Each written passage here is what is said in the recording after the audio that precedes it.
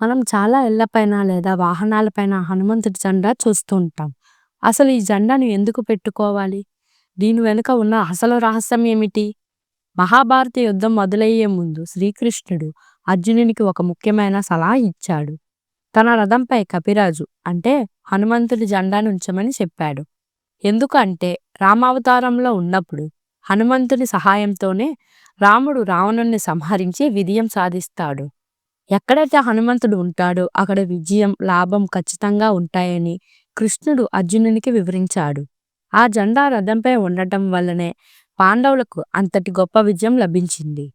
అందుకే మన నివాస గృహాలపైన లేదా వాహనాలపైన హనుమంతుని జెండాను ఉంచుకోవాలి.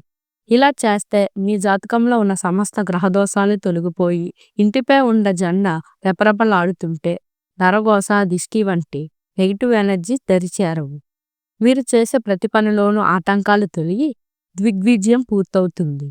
హనుమంతుడితో పాటు సమస్త దేవతల అనుగ్రహం ఆ ఇంటిపై ఎల్లప్పుడూ ఉంటుంది. హనుమంతుడు అంటేనే ధైర్యం, విజయం. మీరు కూడా మీ ఇంటిపైన హనుమంతుడి జెండాను ఎగరవేసి ఆ స్వామి కృపకు పాత్రులు అవ్వండి. ఈ సమాచారం మీకు నచ్చినట్లయితే లైక్ చేయండి, మీ మిత్రులకు షేర్ చేయండి.